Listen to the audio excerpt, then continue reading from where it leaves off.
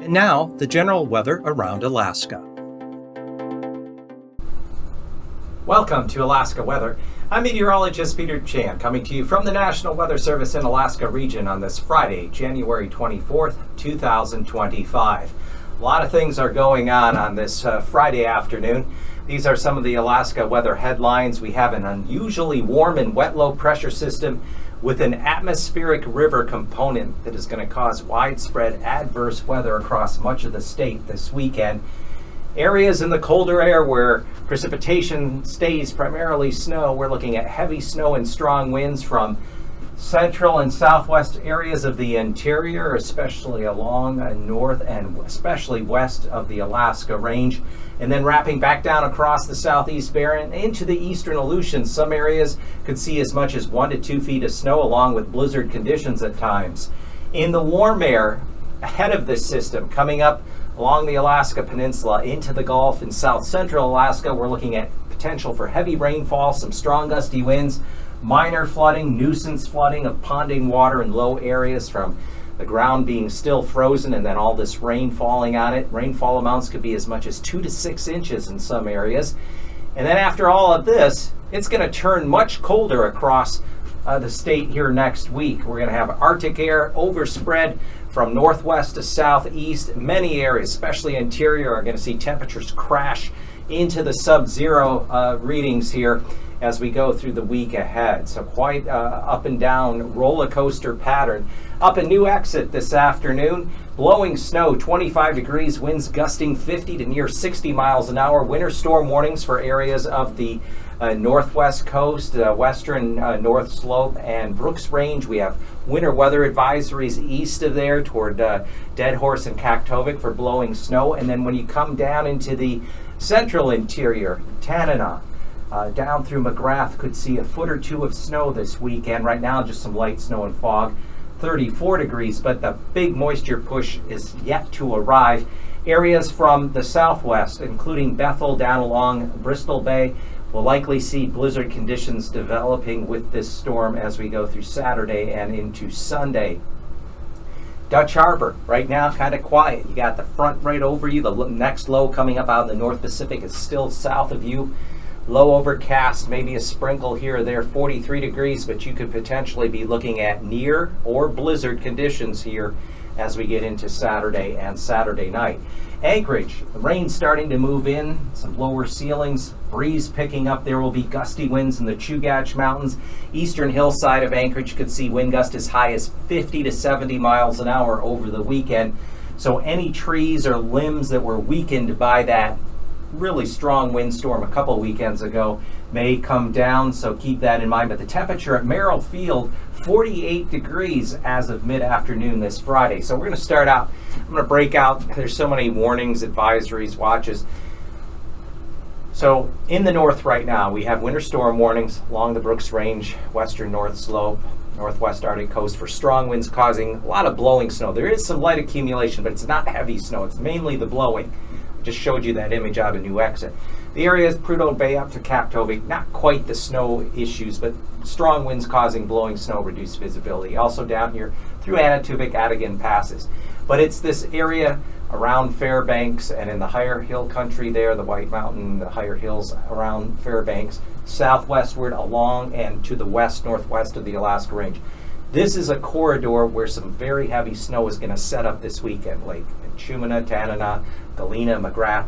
Some of these areas could pick up 1-2 feet of snow along with blowing and drifting. We have high wind warnings for the Alaska Range. Winds could gust as high as 70 miles an hour. And then as you get around toward Broad Pass and up toward Paxton Lake, this area here could pick up 8 to 12 inches of snow. But as you go further south, that will be mainly rain into the Copper River Basin. Areas along the west coast are going to see brisk, icy cold winds settle in. There could be temperatures really falling here later on this weekend, so there could be freezing spray if there's any open water plinias that are there along areas of the west coast. And just the fact temperatures are going to be really plummeting here later this weekend and early next week.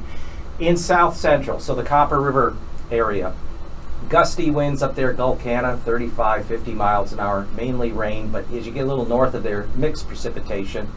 And The Susitna Valley, we have flood watches in yellow. Rainfall amounts along areas here of the Gulf Coast could be 2 to as much as 6 inches, with some of the heaviest snow, Seward, Whittier, or heaviest rain. Seward, Whittier, Cordova, Valdez. This area of the Susitna Valley could also get heavy rainfall because of that upslope flow along the east-southeast slopes of the Alaska range.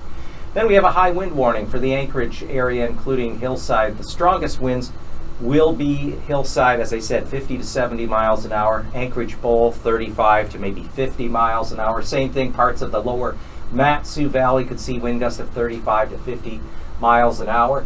So again, this is a warm push of air. Temperatures are going to be in the 40s to near 50 degrees. There could be a few record high temperatures possible with this.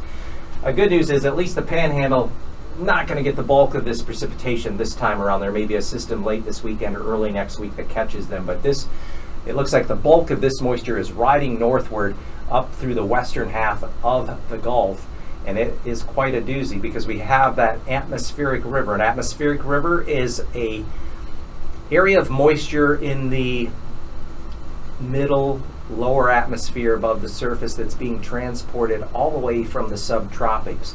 And the moisture content of this atmospheric river is 3 times the normal value of what we would see as what we call the precipitable water. As meteorologists, we use to help forecast rain and snow amounts and the potential for how heavy precipitation might be. So it's 3 times the normal value. And just to give you a sense, from Friday early morning through early Monday morning, this paints the picture of where the heaviest precipitation is going to fall. The areas along the Gulf here, rain, as much as 5-6 inches of rainfall, very possible. Areas of the Alaska range, because you have that upslope glide. There could be very, very heavy snow in the mid-upper elevations of the Alaska range. Around Anchorage Bowl, we're looking at perhaps 1.5 to 2 inches of rain through the course of the weekend. But here's a very impressive feature. This is something I would see more in the Midwest. It's called a deformation zone. And when you have a low-pressure track northeastward, say from the southern plains to the Great Lakes, on the backside in the cold air, you get this long area of heavier precipitation. Well, look where that runs, just north and west of Fairbanks, but especially from around Tanana down through McGrath, and then also down here around areas of the Wood-Tikchik State Park area. There could be snowfall amounts within this area 1-2 feet, with the areas you see more highlighted in the reds and purples being that potential for 2 feet. And then as the low lifts northeastward across Bristol Bay and comes up into the southwest interior, the eastern Aleutians around Dutch Harbor and Unalaska are going to get strong northerly gale force winds with very heavy snow, 1 to 2 feet of snow. At the very least, there's a winter storm warning for that area now. Could have blizzard conditions at times. So starting out South Central, gusty winds, 35, 50 miles an hour here, Copper River around Glen Allen, also toward Wasilla, Palmer, and in the Anchorage Bowl, Turnagain Arm, but some of the strongest winds are going to be right around that edge there, Potter Marsh and upper hillside could see wind gusts as high as 55 to 70 miles an hour. So any tree limbs or trees that were weakened by that really powerful windstorm that struck Anchorage area a couple weekends ago, some of those could come down and cause power outages. If that's not enough, heavy rain. All through the Mat-Su Valley, areas of the Kenai Peninsula surrounding, including Anchorage Bowl, Prince William Sound, we're looking at rainfall amounts of 1 to 2.5 inches for the Anchorage Bowl, including the western Kenai Peninsula and up into the lower Mat-Su Valley. The areas around Prince William Sound, here, Seward, Whittier, and extending down along Port Chignik and Kodiak Island, some areas could see in excess of 3 to nearly 6 inches of rainfall. So there's going to be runoff. The ground is frozen in many of these areas, so you're going to have running off of water. It's going to pond up. Smaller rivers, creeks could see some flooding, some ice jamming as things break up. So just keep an eye on that. And if you live in an area where you have a 2-track or not a very well-developed road that tends to have a problem with water sitting on it when you have melting and heavier rainfall, this is going to be one of those situations you're going to have to keep an eye on. Now, in the southwest, as I mentioned, very heavy snow down here through McGrath, and then coming in Bethel down toward Nunavik Island and the Kuskokwim area on the edge of this heavy snow band. And we're talking about 1-2 feet of snow could fall with very strong winds, and blizzard warning has been issued for this area. and winter storm warning for the eastern Aleutians. I would not be surprised on Alaska, Dutch Harbor area, you actually get blizzard conditions at times, because forecast is for 1 to 2 feet of snow. And then areas here in the warmer side up through Shelikof Strait surrounding the Cook Inlet, and here on the Pacific side of all this is where you're going to have potentially some very heavy rain. And then another area, winter weather advisories we have here, Paxton on over toward Broad Pass, as much as 8 to 12 inches of snow could fall, with more in the way of a mix and rain further south. So the other problem we have are avalanches. And so avalanche danger as of Friday was high at Hatcher Pass. That'll remain this weekend. Was considerable here in through, say, Turnagain Arm, Summit Lake, Moose Pass, as well as east of Valdez, including Thompson Pass. This could be updated to a warning at some point over the weekend. Nevertheless, rain, strong gusty winds, snow levels probably above at least 1,500 feet along through this region. So not a good idea to be fooling around in the backcountry with this kind of weather moving in until things stabilize. This was an avalanche that happened on the Parks Highway north of Cantwell. You know that area where Jacks Creek comes in along the Nevada River, and you got just before Creekside Restaurant. So it's between there and Cantwell. This covered the highway. The highway is still closed as of mid-afternoon this Friday. I don't know what progress has been made, but that image came to us from the Fairbanks Weather Service office. So now we're finally to the satellite. What do we got going on? We had the lead low pressures this week come across the Bering, move up now in here in the Chukchi Sea and off Utqiagvik, pushed warm air all the way up here through the east side of the state into far northwest Canada. Now we have a second low. This is not a very deep low, but it has a very strong moisture content and warm air with it that's riding northeastern. We have an unusually strong high pressure ridge sitting out here over the Gulf North Pacific interface, about right here, 1046 high. Normally you see a 1046 cold low over northwest Canada causing temperatures 30, 40 below zero. This is a warm high, something that you would see in the summertime. And it's pumping up all this moisture. So here we go. As of Friday afternoon, this morning was a 1046. It's now 1044 high. We have a low just below 1,000 millibars. Here's the lead front. This is the track. This one's just going to kind of stall out and allow this low to ride along that this weekend. There's a secondary push of cold air coming in off of Siberia, and that's going to bring in some really cold air next week. It'll start to make inroads later this weekend along areas of the northwest coast. But trust me, once this low can get by, that energy shifts more eastward. That's going to allow the Arctic air to swing across the mainland. So get ready, especially here and through the interior, for the return of sub-zero nighttime and daytime temperatures. So tonight's forecast, we have this low riding up along this front.